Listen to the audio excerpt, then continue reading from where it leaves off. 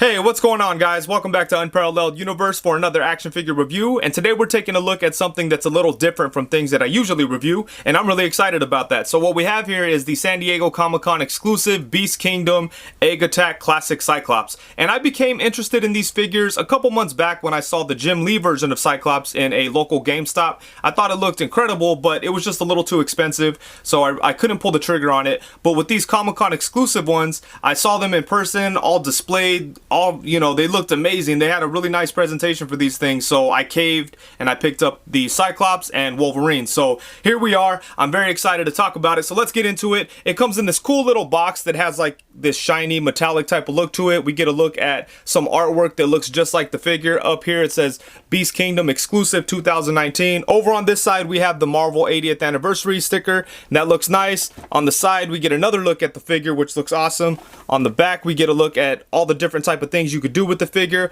All very impressive stuff. A really cool little box, not too big, doesn't take up much space, and the figure is able to go back into the box if you want to store him that way. But enough of the box, let's look at the figure. Okay, so now here we have Mr. Summers out of the box, and the first thing that came to my mind after I purchased this figure and walked away from the booth was, what am I doing? Do I really need a $95 articulated, essentially pop figure? That's almost that's what crossed my mind. It's like an articulated pop figure, but once I opened it up, I realized that I couldn't be more wrong, and this thing is incredible. Beast Kingdom is doing something very special with these little figures, and I guess before this and the Wolverine that they recently put out, they really didn't do too much soft goods, and I think that is definitely a direction that they should keep going, because the soft goods on Cyclops here are so well done. All the stitching is very clean. I've been collecting Mezco figures for a long time, and a lot of times they don't have the best stitching going on, and a lot of the design isn't clean, and they like to do their own twist. Obviously this whole Egg Attack line is its own twist on superheroes, but it does have a lot of the classic elements. And just look how perfect this costume looks. It just looks so great. And this is one of my favorite looks for Cyclops. I know that it's one of his simpler looks, but it just looks awesome. And having this really makes me hope that they put out a Storm from this era, like the Rocker Mohawk Storm. That would be so awesome. They would look so cool together. But yeah, check this out. Look at the stitching in the back. It's just all clean. And man, it's just such a nice looking little figure. I would love to see Mezco try to do a classic version of Cyclops like this and see if they could do it as good as this figure, because this thing is just insane. I'm so happy with this guy. But let's take a look at it here. Like I said, the costume is very simple, so there's not too much to talk about, but he does have the blue in here. He has the yellow underwear on the outside of his suit there. He does have the belt. The belt is loose. That's one thing that's a little frustrating about this figure. When I'm handling it, this belt tends to travel up, and it's not attached to the underwear, so then you get a gap in there. I do wish that the belt was attached to the underwear, and then I wouldn't have that problem. But the belt does look good. It's a very soft plastic, so it's easy enough to get it back over the underwear. And then you have the sculpted pieces on the lower arms and the feet.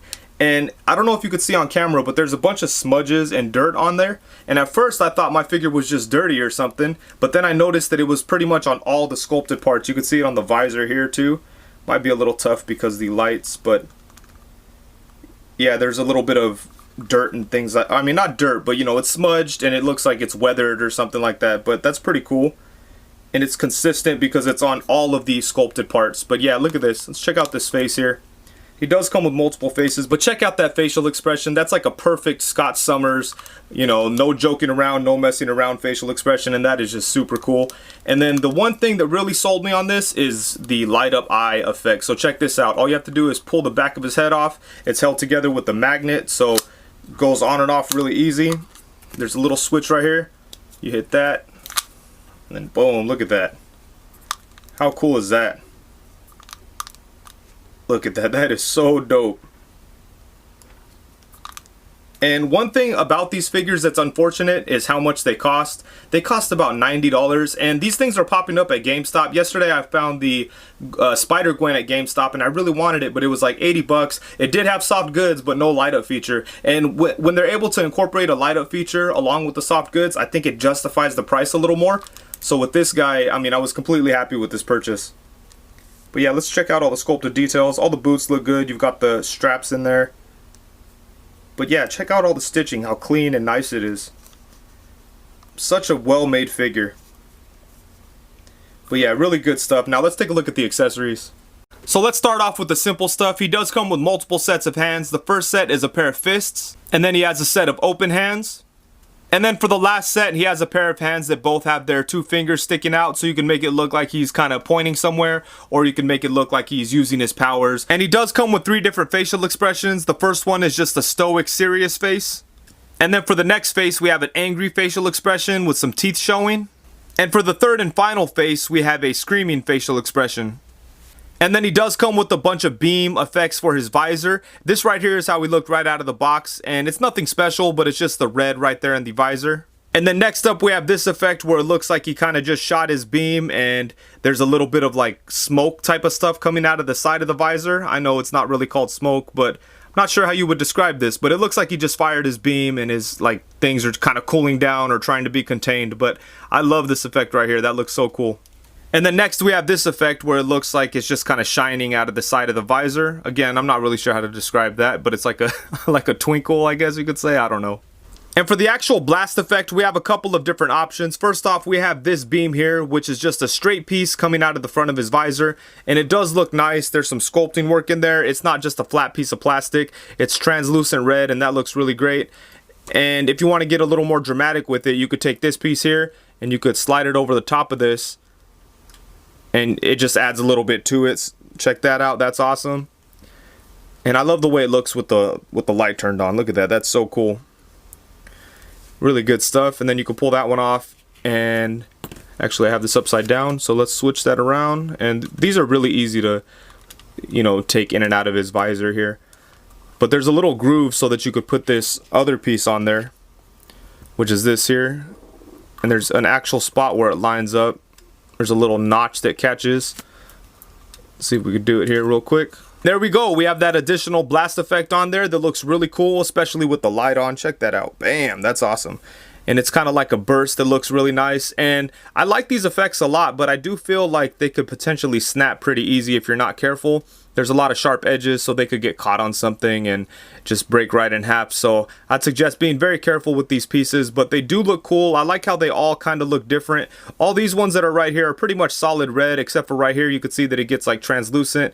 So that's awesome. This one's solid red, and then both of these ones kind of have like a translucent look to it, as you could see. Towards the end anyways, like the closer it is to the visor, the more red it is, but as it goes out, it's clear and looks good. And same thing over here.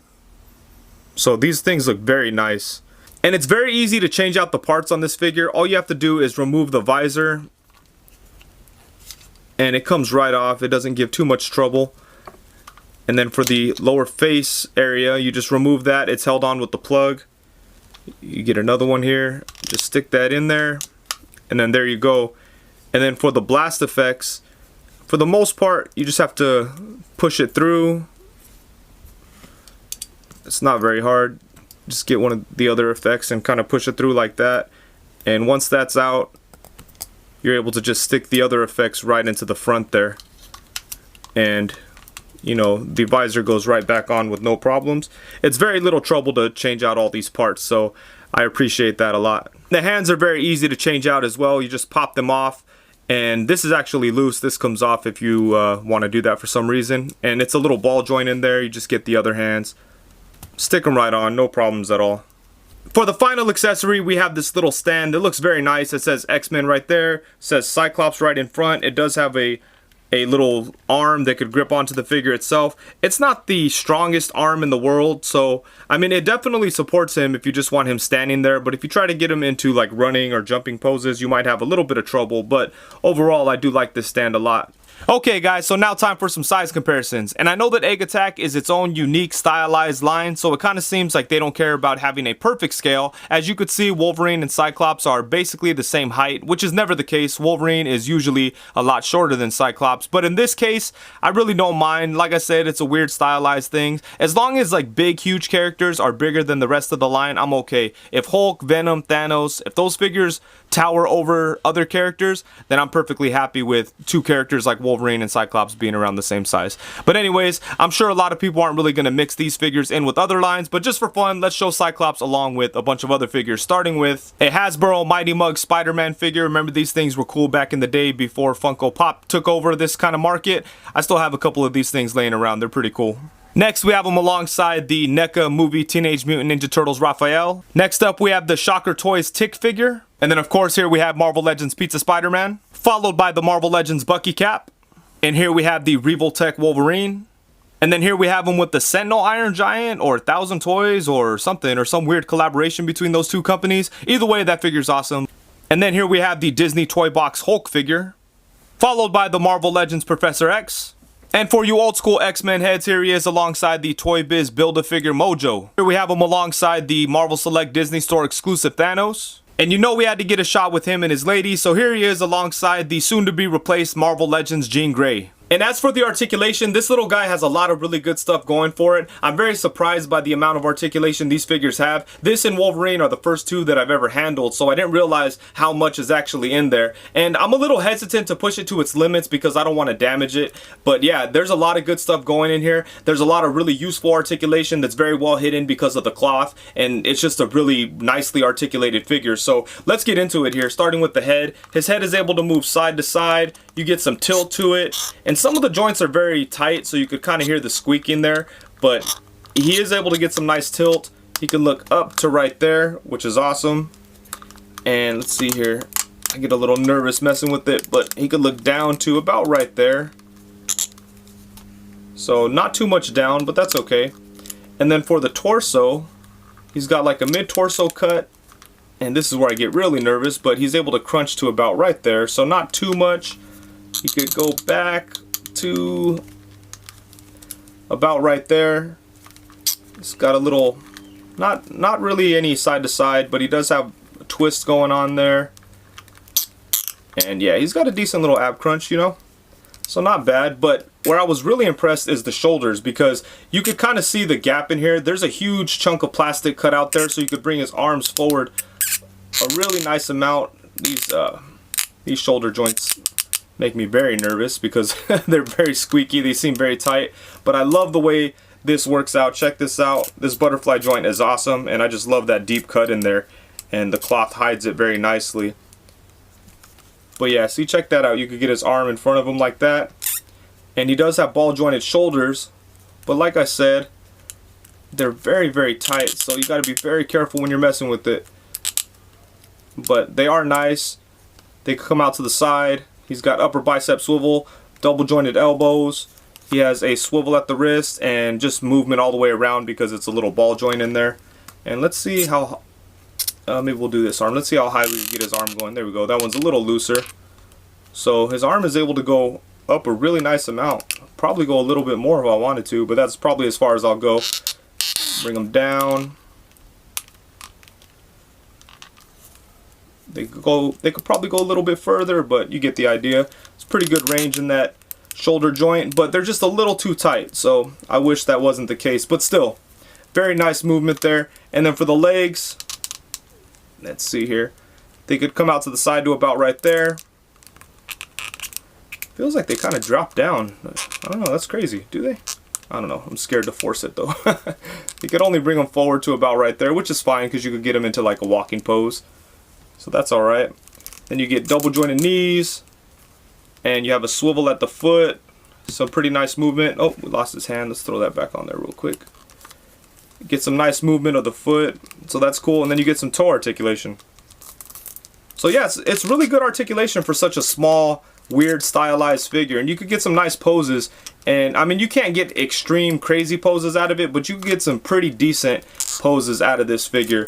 And you just have to be patient and be very careful. But overall, I'm pretty happy with the articulation on this guy. Okay, so it's probably obvious at this point, but overall, I really love this figure. And even though it's a weird, goofy, stylized version of Cyclops, it still screams classic Cyclops to me, and I really, really dig that. And the figure itself is just so well made. The tailoring on the costume is perfect. The articulation is really nice, even though there are some tight joints that kind of make me uncomfortable. For the most part, I'm really digging the articulation. The accessories are awesome too. There's a lot of fun stuff in there with with the different hands and faces and blast effects. Just a lot of really great stuff. And man, I'm just blown away by how much I like this thing. The one downfall about these figures is how much they cost. As I mentioned, this one cost me $95, and it kind of lessened the blow a little bit because it came with a t-shirt, which, you know, it's it's kind of, you know, it's whatever, but it's a cool t-shirt. I like it. I'll wear it. Plus I got an awesome figure.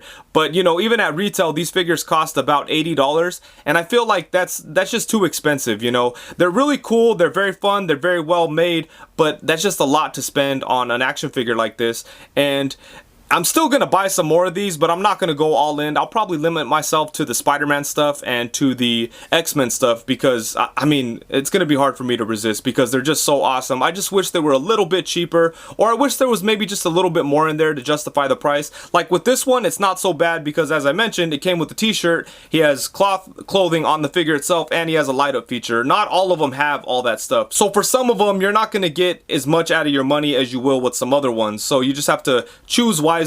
And I really do wish they'd lower the price point a little bit, but as is, I will buy a couple more, and it's all this guy's fault. He was just so much fun, and I'm just so happy with this figure. I'm so happy that I decided to pick it up, and he's just cool. Hopefully they give us more X-Men from this era. I would love a Storm with the Mohawk, a Nightcrawler, a Colossus would be cool. It'd be interesting to see their take on Colossus, but just all those characters from that era. They already gave us Wolverine, and I will be reviewing him next, so keep an eye out for that.